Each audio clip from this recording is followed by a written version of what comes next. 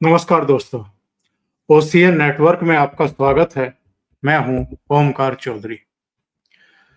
धीरेन्द्र पुंडीर जी इस समय बिहार में हैं। अलग अलग जगहों पर दौरे भी कर रहे हैं, देख भी रहे हैं। कल प्रधानमंत्री की समस्तीपुर रैली में भी थे। तो जाहिर है जो अलग अलग लीडर इस समय वहां जिन बिंदुओं पर फोकस कर रहे हैं वो उससे भी परिचित हैं। जो लोगों का मूड है वो उसको भी जान पा रहे हैं, और वातावरण क्या है इस समय जमीन पर वो उससे भी अवगत है। इन पर तो उनकी राय लेंगे ही, हाल जानेंगे ही, लेकिन जरा ये भी समझने की कोशिश करेंगे कि तमाम तरह के एलिगेशंस, वोट चोरी, एसआईआर का विरोध और जो भी छिछली राजनीति हो सकती है, आरोप हो सकते हैं, इन सब के बाद जो फाइनली वोटर लिस्ट सामने आई और अल्टीमेटली चुनाव की प्रक्रिया शुरू हुई और अब चुनाव प्रचार चल रहा है। 6 नवंबर 11 नवंबर को मतदान भी हो जाएगा, 14 नवंबर को रिजल्ट भी आएंगे। तो इस बीच जो बड़े सवाल हैं बिहार को लेकर के और बिहार के विधानसभा चुनाव को लेकर के कि इसका इम्पैक्ट क्या होगा, यानी जो नतीजा आएगा, जिसकी भी सरकार बनेगी, वो महागठबंधन की बनेगी, एनडीए की बनेगी, ये 14 तारीख को पता लगेगा। मोटे तौर पर एक सुगबुगाहट है, एक फीडबैक जमीन से आ रहा है जिसमें लग रहा है कि एनडीए का अपर हैंड है, महागठबंधन पिछड़ गया है। अंदरूनी जो लैग पुलिंग होती है उसके चलते भी, ईगो के चलते भी एक लैक है चुनाव प्रचार की रणनीति को लेकर के भी। अभी तक भी पता नहीं है कि राहुल गांधी चुनाव प्रचार के लिए पहुंचेंगे, नहीं पहुंचेंगे, पहुंचेंगे तो कब पहुंचेंगे। ऐसे में अकेले तेजस्वी ही हेलीकॉप्टर की उड़ान भर रहे हैं। तो इस नतीजे का नेशनल पॉलिटिक्स पर भी और आने वाले जो विधानसभा चुनाव हैं, बंगाल के हैं, असम के हैं, केरल के हैं, तमिलनाडु के हैं, पुडुचेरी के हैं, और फिर 2027 में कुल मिलाकर के 7 राज्यों के हैं, तो इन पर क्या इम्पैक्ट पड़ने वाला है। तो सीधे जुड़ लेते हैं धीरेन्द्र पुंडीर जी से और उन्हीं से समझने की कोशिश करते हैं। धीरेन्द्र जी, बहुत स्वागत है। नमस्कार जी। आप म्यूट हैं शायद। सर नमस्कार। आपको भी बहुत और तमाम दर्शकों को भी मेरी ओर से बहुत बहुत नमस्कार ओसीएन नेटवर्क के। तो धीरेन्द्र जी, सबसे पहले तो मैं ये जानना चाहूंगा कि कल आप एक जनसभा में होकर के आए हैं, और ये जनसभा भी किसी और की नहीं, प्रधानमंत्री नरेंद्र मोदी की थी।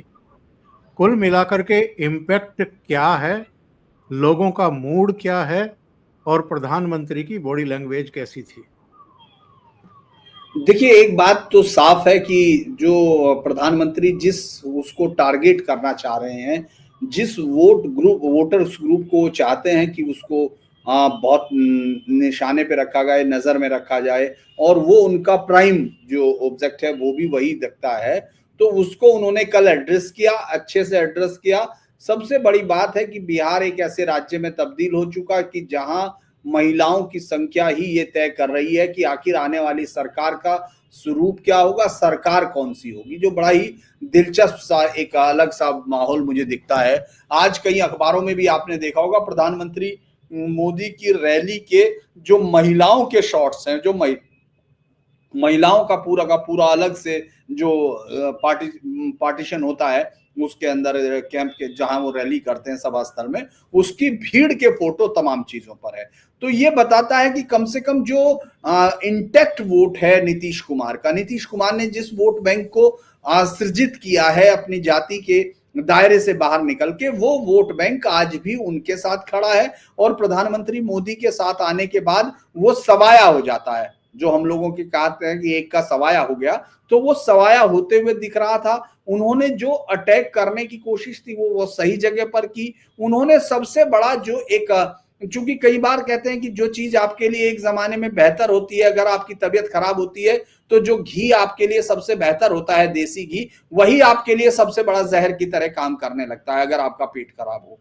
उसी तरह से अभी जिस लालटेन को पूरे उसमें लालू प्रसाद यादव ये दिखाया करते थे उसको अपने जब चुनाव चिन्ह मिला था, तो आप देखा होगा कि ये कहा करते थे ये गरीब के हाथ की रास्ते है, और करप्शन अपर कास्ट का वो एक बड़ा वो कहते थे डेवलपमेंट जो है अपर कास्ट के लिए करप्शन का एक टूल है, वो डेवलपमेंट के उस पर कहते थे। और लाइट बिजली इन सब से कोई मतलब नहीं। उस वक्त वाकई बिहार में ये स्थिति थी, क्योंकि अगर 1990 की बात करें जब वो मुख्यमंत्री बनते हैं, उस वक्त बिहार के लगभग 40 से 60% हाउस होल्ड विदाउट इलेक्ट्रिसिटी के थे। तो उनको लग रहा था कि उनका जो चुनाव चिन्ह है वो एक बहुत ही बेहतर चुनाव चिन्ह है, और उन्होंने बहुत अच्छे से उसको छांट के लिया है। लेकिन कल जब प्रधानमंत्री मोदी सभा के अंदर लोगों से कह रहे थे कि आप मेरा एक काम कीजिए, मोबाइल निकालिए और फिर इसकी लाइट जलाइए, अब लालटेन की जरूरत क्या है, तो वो सिर्फ यही नहीं कह रहे थे कि वो एक ये लालटेन चिन्ह की बात कर रहे, वो बेसिकली जो आइडियोलॉजी आरजेडी की थी, जिसको ये लगता था कि सामाजिक न्याय का मतलब ही विकास विरोधी होना होता है, वो ये मैसेज अपने समर्थकों को देने की कोशिश कर रहे थे। क्योंकि देखिए इस समय एक बड़ी चीजों में अगर मैं कहूं, बहुत ही एज ए पॉलिटिकल यहां देखने के बाद कह सकता हूं कि बहुत टाइट रोप पे चलने वाली किसकी स्थिति है, वो जेडीयू और बीजेपी की है। क्योंकि बीजेपी और जेडीयू लंबे समय से, भाई इस बार की सत्ता में भले ही उनके हम लोग 6 बार से ज्यादा उनके पलटने की बात पर जिक्र जरूर करें, लेकिन फिर भी हमको ये देखना होगा कि आपको एंटी इनकम्बेंसी काटनी है। किसको? नीतीश कुमार को काटनी है, वो उनको नहीं काटनी। लेकिन आप इसके बावजूद देखिए, ये बड़ा विलक्षण बात है और मुझे बड़ी दिलचस्प लगती है कि बिहार में आज तक विपक्ष निशाने पर है, यानी तेजस्वी आज भी कानून व्यवस्था के निशाने पर है, उनकी पार्टी, क्योंकि उस वक्त का दौर ऐसा ही था। और इस बात को प्रधानमंत्री मोदी न केवल अपने भाषण से, बल्कि अपनी जो चुनावी कैंपेन है, जिसमें उन्होंने इस बार जंगल राज के नाम पर जो उस वक्त कितनी हत्याएं हुई थी उसका टोटल निकाला है। उस दिन जिस दिन हत्याएं हुई, रेप हुआ या नरसंहार हुआ, उस दिन के अखबारों की कटिंग उन सबको पोस्टर में बदला है।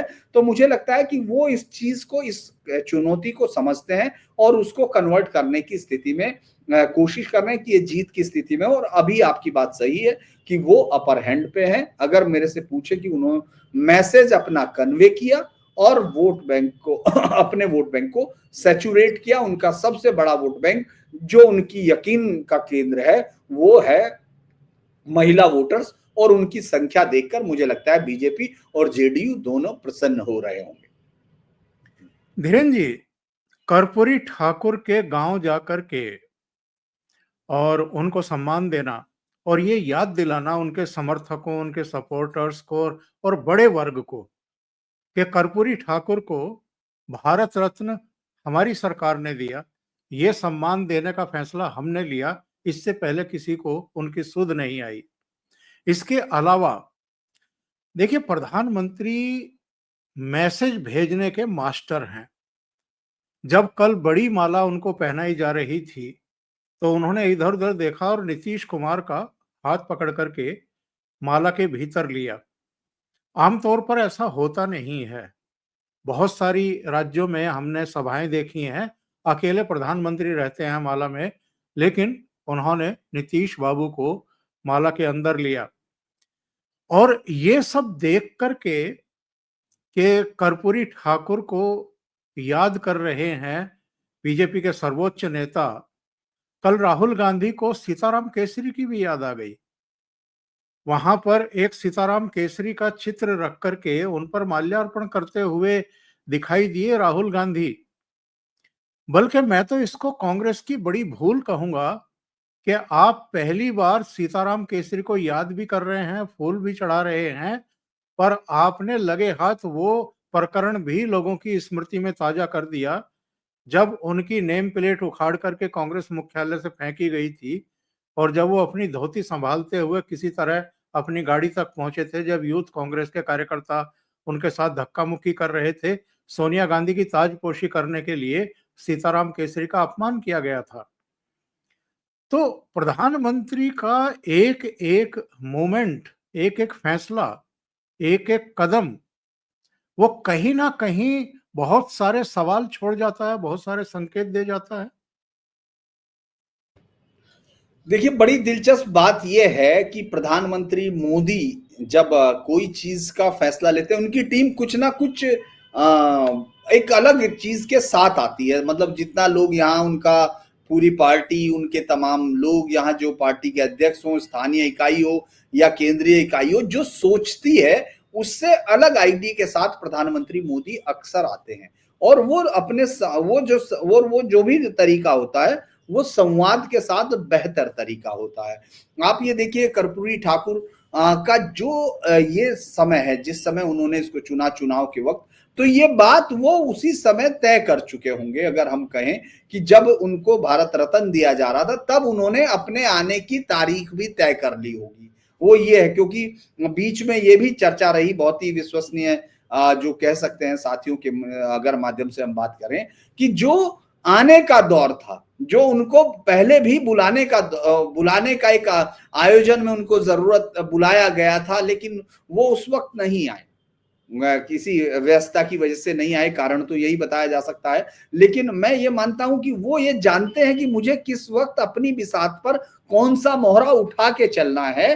तो उन्होंने कर्पूरी ठाकुर का उस वक्त जो इस्तेमाल किया है, मतलब माफ, मैं इसको इस तरह नहीं कहूंगा, लेकिन नहीं, पॉलिटिकल नहीं, वो लैंग्वेज यही राजनीति में तो ऐसे ही कहा यही जाएगा। यही भाषा हम राजनीति लोग इस्तेमाल करते हैं। तो वो है कर्पूरी ठाकुर, भारत रत्न दिया उस पार्टी ने, और उसके बाद उस पार्टी ने ये भी कहा, और वहां क्यों कहा, ये भी बड़ी इंटरेस्टिंग है, क्योंकि और समस्ती उनके उनके बेटे को कैबिनेट में लिया।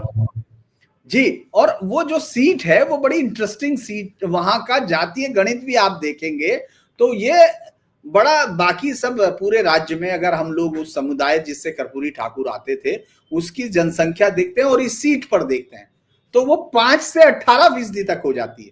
यानी 9 से 10%, वैसे 5 वो अमूमन ये माना जाता है, चूंकि देखिए जातीय आंकड़े तो 1931 के आधार पर हैं, बाद में यहाँ सर्वे भी हुआ, उसका थोड़ा सा एक असर है, लेकिन फिर भी हम लोग ये मानते हैं कि वहां काफी ज्यादा है। और आसपास के इलाकों में आज भी कर्पूरी ठाकुर जो ईबीसी है, यानी जो बहुत ही बैकवर्ड इलाका जो एक अलग से सर्जित किया गया है, वहां आज भी कर्पूरी ठाकुर एक इमोशनल इशू है। और बिहार में ये इश्यूज आज भी सरवाइव कर रहे हैं, परसिस्ट करते हैं, और इन पे वोट होता है। ये अगर हम लोग बिहार के गांव-गांव घूमते हैं तो उसको समझते हैं। तो उन्होंने उसका इस्तेमाल किया।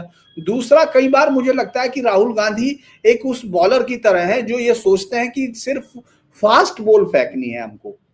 वो ये सोचते हैं कि मैं जितनी तेज फेंकूंगा उससे सामने वाला बैट्समैन जो है वो बहुत डर जाएगा। तो वो इसी कोशिश में मुद्दे लाते हैं, मुद्दे उछालते हैं, वो उनको वो नहीं करते, उनको रेशनलाइज करने की कोशिश नहीं करते हैं। अगर मैं ये देखूं कि वो इस तमाम मुद्दों में, आप गौर कीजिए कि वो सीताराम केसरी का नाम दे बैठे, अपने से सीताराम केसरी का, जिस सीताराम केसरी को जिस तरह से अपमानित किया गया था और उनको राशन वाला, उनकी जाति के और तमाम चीजों के आधार पर उनको माफ कीजिएगा, जिस तरह से अपमानित किया था, वो बड़ा कांग्रेस की राजनीति का एक ऐसा चैप्टर है कि जिसको कोई भुला नहीं पाते। 1998 में जब उनको अध्यक्ष बनाने की कोशिश की गई थी, तो कांग्रेस की जो कार्य समिति थी उसकी मीटिंग के बाद 9 मार्च को उन्होंने इस्तीफा दिया। बाकायदा सीडब्ल्यूसी की मीटिंग में उनको इस्तीफा दिलाने के लिए प्रेशर बनाया गया। केजरीवाल ने 9 मार्च को इस्तीफा दिया, 10 को वापस लिया, इसके बाद तनाव बढ़ गया और 14 मार्च वो तारीख थी 1998 की, जब सोनिया समर्थक कार्यकर्ताओं ने उनको घेर लिया, कमरे से बाहर निकालने के लिए घसीटा गया, उनके साथ बदतमीजी की गई, गालियां दी गई और उनकी धोती खींची गई, खोल दी गई, जिससे वे अपमानित हुए। उन्हें उठाकर फुटपाथ पे फेंक दिया गया। ये सब करने के बाद, और कुछ ने कहा, ये आरोप उस समय के याद है हम लोगों को, चूंकि हम लोग उस समय जर्नलिज्म के शुरुआती उसमें थे, कि साहब उनको पहले घर के बाथरूम में किया गया, फिर बाहर मुख्यालय से बाहर निकाला गया और उनका पोस्टर हटा के बाहर सोनिया गांधी का पोस्टर लगाया गया। आप ऐसे अपमान की गाथा को ले आए हो। ये ऐसे ही है, मान लिया आप शोएब अख्तर होंगे, मान लिया आप 150 किलोमीटर की रफ्तार से बॉल फेंक रहे होंगे, लेकिन आपके सामने सचिन तेंदुलकर है। गलती से भी फुल टॉस मत दीजिए, वो बाउंड्री के बाहर मिलेगी, स्टेडियम के बाहर मिलेगी बॉल। तो आप ये क्यों कर रहे हैं, ये समझ में नहीं आता ऐसे वक्त में, जब चुनाव इतना बिल्कुल एकदम सम पे आ चुका है, और इस समय पूरे जो भी एक गलती है वो किसी भी चुनाव की गलती को बदल सकती है। हमको याद है कि अगर हम लोग मोहन भागवत के उस बयान को याद करें जिसने 2015 का पूरा इलेक्शन बदल दिया था, तो एंड टाइम की बात है ना ये। तो मुझे लगता है कि राहुल गांधी को ये गलतियां वो कौन कराता है, क्यों वो करते हैं, ये बात मुझे लगता है कि बड़ी दिलचस्प है। ये मेरे लिए ये बात बहुत जरूरी है समझने की, आखिर उनके पास वो कौन से सलाहकार हैं, कौन उनका थिंक टैंक है जो बार बार उनकी पार्टी को ऐसी स्थिति में ले जाके खड़ा करता है। कोई जरूरत नहीं थी इस वक्त उनको सीताराम केसरी की, इतने दिन तक आपने नहीं याद किया। तो आप इसको अपने आप लाकर कोशिश करते हो कि ये जो है बिल्कुल कि उनको लाएं और फिर उनके साथ अपने आप उस पर गच्चा खा जाएं। कर्पूरी ठाकुर चूंकि खुद ही उससे आते हैं, इतने अति पिछड़ा वर्ग से, और ऐसे में आपने सीताराम केसरी को भी ले लिया, तो ये तो मिल के अगर वो कहीं इधर उधर जाने की कोशिश भी थी, लोग भूलने की कोशिश करते 27 साल पुरानी घटना को, तो आप फिर से उठा लाए। तो मैं उसको तो ऐसे ही देखूंगा, और प्रधानमंत्री मोदी तो इसका इस्तेमाल करते हैं, वो तो कभी छोड़ते नहीं है।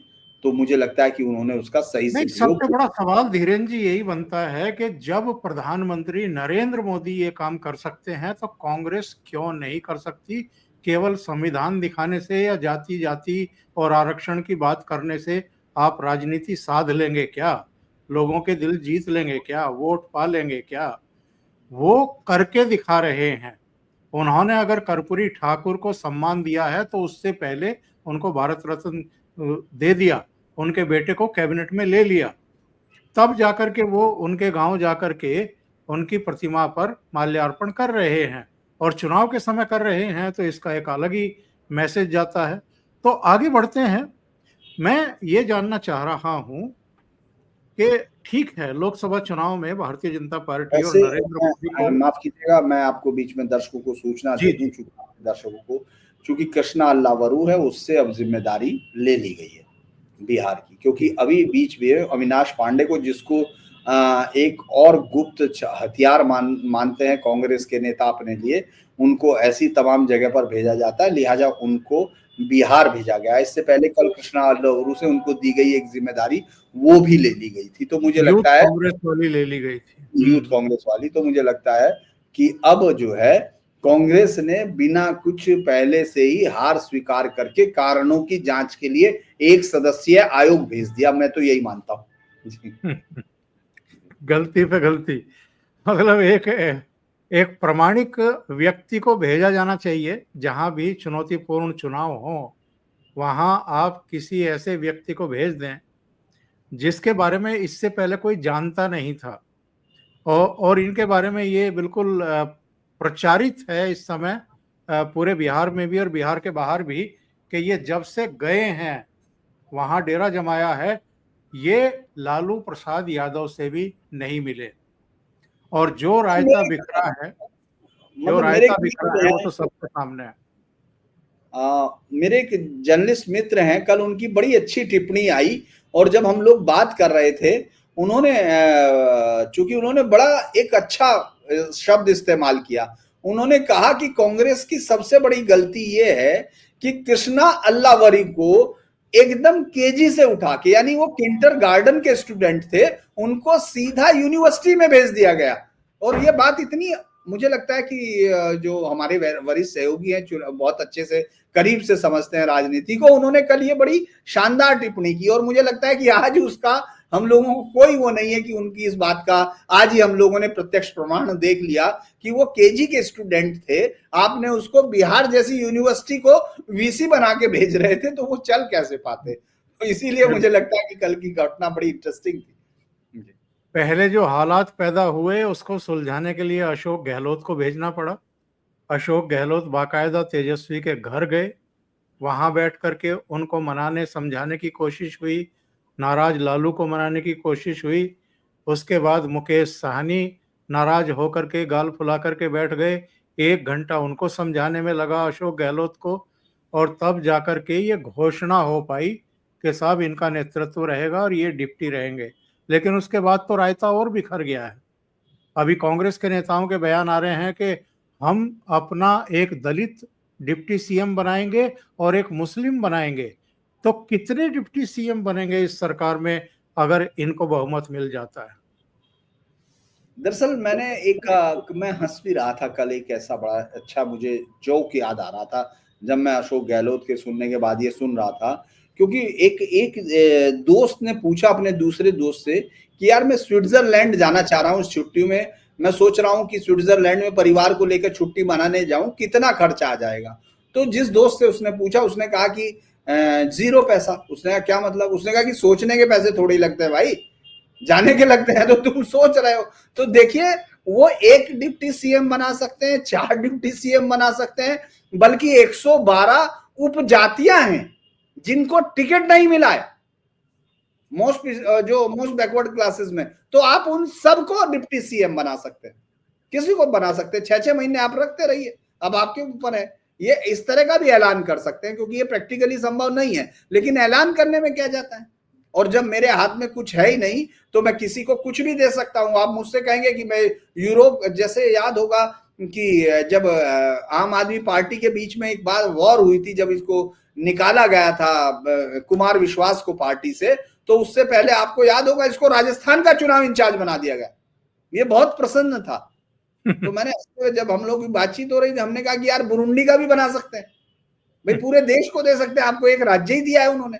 ना तो वहां कभी चुनाव लड़ पाई, ना कभी लड़ने की सोची, लेकिन साहब बन गए। तो इसी तरह से यहाँ ये जो सब चल रहा है कि साहब इनको दलित को भी बना देंगे, सबको बना देंगे, उनको ये लग रहा है कि किसी भी तरह ये केन प्रकारेण, क्योंकि साम दाम दंड भेद के लिए तो आपके पास होना चाहिए कि आपके पास इतना समझ हो कि आप रणनीति बना सकें, दाम आप दे सकें, और वो आपके पास है नहीं। तो ऐसे में आपके पास दंड देने की शक्ति नहीं है, तो फिर आप क्या करेंगे? आप झांसा देंगे। तो ये झांसे हैं, और ये झांसा प्रसाद होके निकलेंगे। मुझे लगता है कि ऐसा भी संभव है। हाँ, मतलब एक बड़ी अच्छी बातचीत है, हमारे दोस्त शायद देख रहे थे लाइव पे, उन्होंने कहा कि ऐसा भी संभव है, वो जो है एक सीएम बाकी सबको डिप्टी सीएम बना देंगे। ये कांग्रेस में, मतलब मुझे ये लगता है जी हाल ये है कि सूत ना कपास जुलाहे से लट्ठम लट्ठा।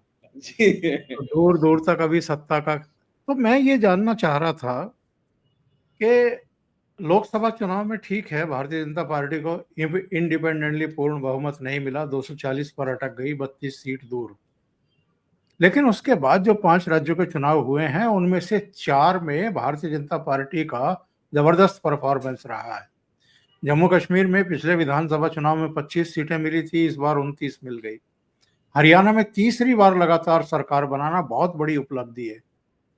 जिस महाराष्ट्र में 31 सीटें इनके विरोधियों ने जीत ली थी लोकसभा की, वहां भी सरकार बना लेना और लगभग एक तरफा बहुमत हासिल करना बहुत बड़ी उपलब्धि थी।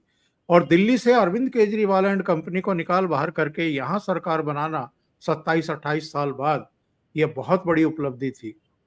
ऐसे में अब बिहार, जहां कई बार के चीफ मिनिस्टर हैं नीतीश कुमार, और जाहिर है एंटी इनकम्बेंसी होती है, लेकिन अगर जमीन पर काम दिखाई दे रहा है, लोगों के जीवन में एक परिवर्तन दिखाई दे रहा है, एक संभावना भी दिखाई दे रही है, और दूसरी तरफ इनका जंगल राज से लेकर के और तमाम जो इनके अंदरूनी झगड़े, सिर फुटौल, खींचातानी, ज्यादा से ज्यादा हड़पने की कोशिश करना, ये सब झगड़े टंटे हैं। ऐसे में बिहार का रिजल्ट आपको क्या आते हुए दिखाई दे रहा है? नंबर 1। नंबर 2, इसका इम्पैक्ट आने वाली भारत की राजनीति और आने वाले राज्यों के चुनाव पर क्या होगी? देखिए, अभी तो मैंने कहा कि चुनाव हम लोग पढ़ते हैं, लेकिन जनता अंदर से उसको लिखती है। अगर हम लोग ये कोशिश करें कि इस समय क्या माहौल है, तो माहौल का हिसाब ये बताता है कि जब आपके खिलाफ एंटी इनकम्बेंसी की लहर नहीं दिख रही हो, जब आप सड़क पर कोई लहर महसूस नहीं कर रहे हैं, तो हमेशा इसका उल्टा होता है कि आप ये मान लीजिए कि जो पार्टी या जो सरकार में है या जो सरकार सत्ता में है, वो लोग अपने जो मैनिफेस्टोज है उसको कुछ हद तक लागू कर पाए हैं और लोगों को सैचुरेशन की स्थिति तक ला पाना आज के समय में, जब हर आदमी के हाथ में मोबाइल है, बहुत मुश्किल काम है। लेकिन इसके बावजूद इसका मतलब ये माना जाता है कि सरकार को बहुत कोई खतरा नहीं है, जनता उसको रिपीट करना चाहती है। अगर आज की डेट में हम लोग देखें, एक टेम्पो दिखता है, एक आपको राजनीति में आप क्या होता है कि सड़क पर महसूस करते हैं, और ये महसूस आप तब करते हैं जब आप सड़कों पे घूमते हैं, जब आप किसी के साथ बैठते हैं। आज बड़ी दिलचस्प स्थिति थी कि मैं एक जगह बैठा और बैठने के बाद नीचे जो जूता ठीक करते हैं उनके पास में बैठ गया, नीचे ही बैठा था, 3-4 लोग वो बैठे थे, बात करने लगे। तो पहले तो वो डर जाते हैं, अमूमन ये मानना चाहिए, क्योंकि वो यहाँ कास्ट स्पेसिफिक डोमिनेंस एरिया होता है, तो वो बहुत ही बड़ी ताकतवर कास्ट का डोमिनेंस एरिया है। वहां मैं बैठा था तो उनके साथ बात करने लगा तो थोड़ा सा हिचक गए। कैमरे पर उन्होंने मना किया कि साहब हम कैमरे पर नहीं बोलेंगे। तो मैंने कहा अच्छा, ऐसे ही बैठे बात होने लगी। तो बात होते होते उन्होंने कहा कि साहब आपको सड़क दिख रहा है? तो मैंने कहा ये तो लालू यादव ने बनवाई है। कहने लगा कि नहीं, ये बनवाई होगी उस समय, क्योंकि उस समय यहाँ कुछ नहीं था, लेकिन ये सड़क कंटिन्यू मेंटेन की जा रही है। ये एक मुझे बताइए, आप जूता ठीक करने वाला बोल रहा है कि ये सड़क बिल्कुल सही रह रही है बाबू, ये बहुत बड़ी बात है। फिर कहा हंसते हुए कि देखो मेरे घर में, अच्छा मैं बराबर में बैठे हुए आदमी से पूछ रहा था उसके कि आपको 10,000 रुपया मिला है? तो कह रहा नहीं मिला है। तो हमने, सरकार काम कर रही? कह रहे हाँ बहुत कर रही है। तो मैंने सोचा ये आदमी, इसको पैसा भी नहीं मिला, सब भी सरकार, तो मैं समझ नहीं पाया। बहुत सारी चीजें यहाँ आपको ऐसे सीधे समझ में नहीं आती। तो बराबर वाला जो बुजुर्ग था, चश्मा उसका टूटा हुआ, एक रस्सी बांधे हुए जैसा अमूमन होता है, यहाँ गाँव में बांध देते हैं, तो उसने कहा कि साहब हमको 10,000 मिला है, मतलब उनके घर में परिवार में मिला है। तो हमने कहा इनको नहीं मिला। कहने लगे इनके मेहरारू नहीं है इनके घर में कोई लड़की नहीं है, तो इसलिए नहीं मिला, नहीं तो सबको मिला है। फिर उन्होंने पूरी योजनाएं गिनवाई और उन्होंने ये तक बताया कि भाई ये जो सरकार है ये काम कर रही है, और हम लोग उनके घर में 22, उसने बताया कि मेरे घर में 22 वोट है जो मोदी को जाएंगे। कह रहे इससे पूछो इसको राशन मिलता है कि नहीं? तो उसने तुरंत कहा बोरा पैक मिलता है। अब मैंने देखा नहीं कि पूरा बोरा कैसे, किस तरह कह रहा था। वो कह रहा पूरा पैक बोरा मिलता है साहब, और क्या चाहिए मुझे? कह रहा मैं यहाँ बैठ के खा रहा हूं, हम खाएंगे, अपने मेहनत की खाएंगे, ये सुनते आए थे। ये पहला आदमी है जो हमको बिना मेहनत के भी खाने को दे रहा है।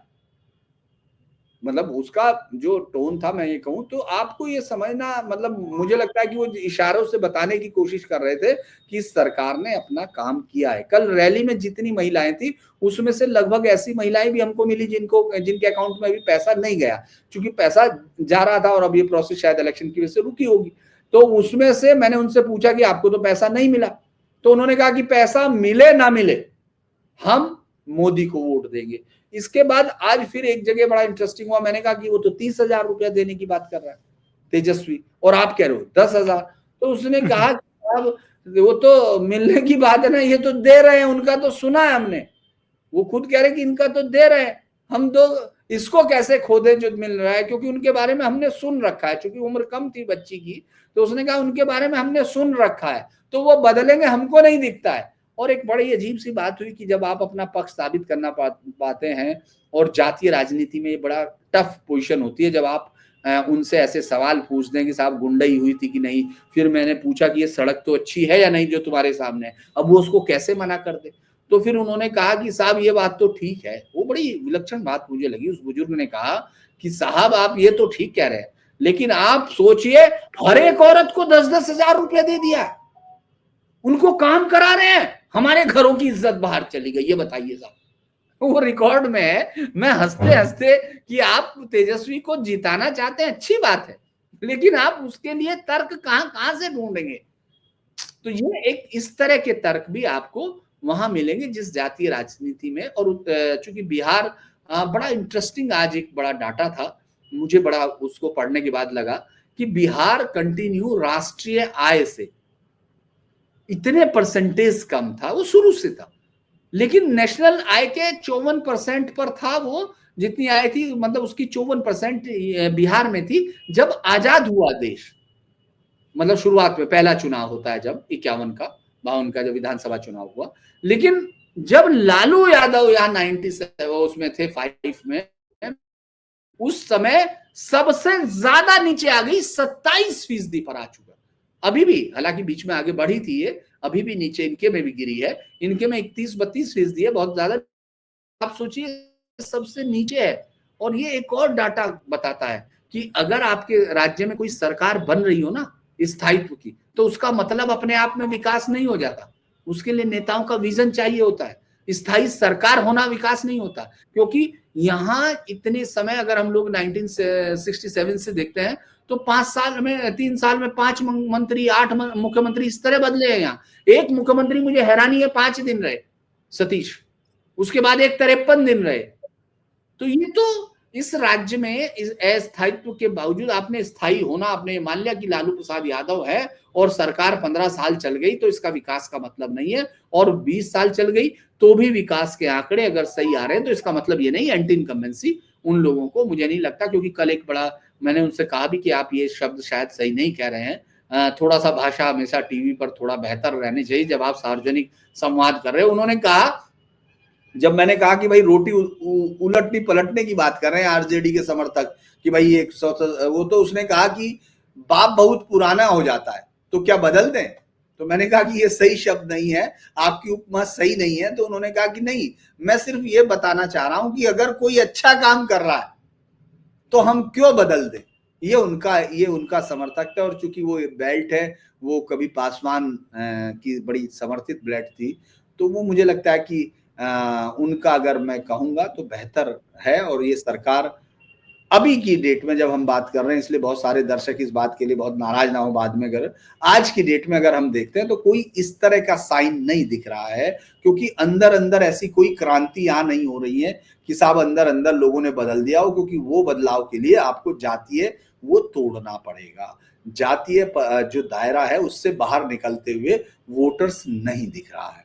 और जो वोटर्स दिख रहा है वो है महिलाएं, और उनको नीतीश कुमार का कोई विकल्प नहीं है, मोदी उनको सवाया करते हैं। जी, यहाँ का इम्पैक्ट बंगाल के चुनाव पर आएगा? एक बड़ी दिलचस्प स्थिति है जो मैं कल जब बीजेपी के दफ्तर पर था तो मैं ये सोच रहा था कि ये बीजेपी के लिए बड़ा वो होता है, धर्म संकट का चुनाव होता होगा, क्योंकि उसको जीतना है। जीतने के बाद इसका श्रेय नीतीश कुमार को जाना है, ये बड़ी बात होगी। लेकिन हारने का श्रेय, हारने का जो अपमान है वो बीजेपी को पूरी देश में झेलना होगा। तो इसीलिए बीजेपी अपनी ताकत को पूरी झोंकती है, और जब वो यहां का असर उठाती है तो बंगाल तक उसका असर इसलिए जाएगा, उस जीत के मायने होंगे, क्योंकि कभी बिहार 1912 तक इसी राज्य का हिस्सा था, बंगाल का हिस्सा था बिहार। तो आप अगर आबादी का देखेंगे, बहुत सारी कस्टम्स का देखेंगे, बहुत सारे भाषाई तौर पर भी एक सामंजस्य दिखता है, और आसपास के जुड़े हुए राज्य हैं तो वहां मैसेज जाएगा। और दूसरा, जिस तरह से यहां अल्प घुसपैठियों को या अल्पसंख्यकवाद के तुष्टीकरण को एक इंस्ट्रूमेंट के तौर पर इस्तेमाल किया था, और बहुत सारे दंगों में इस्तेमाल किया था। ऐसा नहीं है कि कोई सिर्फ लालू के समय, लालू के पहले भी भागलपुर जैसे दंगे यहां हुए हैं। तो इसीलिए ये जो सारी पॉलिटिक्स है, जिसके ट्रेड्स हैं, वो आपको बंगाल में मिलते हैं। लिहाजा यहाँ का मैसेज जो है बंगाल तक पहुंचेगा, क्योंकि एसआईआर से अगर सबसे ज्यादा किसी को दिक्कत हुई थी वो ममता बनर्जी थी। तो मैं ये मानता हूं कि यहाँ का मैसेज वहां तक बहुत अच्छे से जाएगा। बीजेपी अगर यहाँ से जीत हासिल करती है तो वहां कुछ परसेंटेज असर होगा। मैं ये नहीं कहूंगा कि वहां जीत एकदम हो जाएगी, क्योंकि हमको वहां का एक अलग उदाहरण है। हमको मालूम है कि वहां पिछली बार केंद्र सरकार या मोदी सरकार ने किस तरह से रेस्पॉन्स दिया था अपने ही समर्थकों को। धीरज जी, बहुत बहुत धन्यवाद जुड़ने के लिए और बहुत महत्वपूर्ण मुद्दों पर चर्चा करने के लिए। दर्शकों से निवेदन है कि यदि आपको ये चर्चा अच्छी लगी है, कंटेंट अच्छे लगते हैं, लाइक करना ना भूलें, वीडियो को फॉरवर्ड करें, शेयर करें अपने मित्रों के साथ, जानकारों के साथ, और अभी तक अगर चैनल आपने सब्सक्राइब नहीं किया है तो सब्सक्राइब जरूर करें। साथ में लगे बेल आइकॉन को दबा दें, और बेल आइकॉन में भी ऑल वाला बटन दबाएं, ताकि आगे आने वाले सभी वीडियो के नोटिफिकेशन आप तक जरूर पहुंच जाएं। धीरेन्द्र पुंडीर जी का चैनल है धीरेन्द्र पुंडीर न्यूज़ पॉइंट, उसको भी सब्सक्राइब करें और उनको भी सहयोग करें। बहुत बहुत धन्यवाद। नमस्कार। नमस्कार।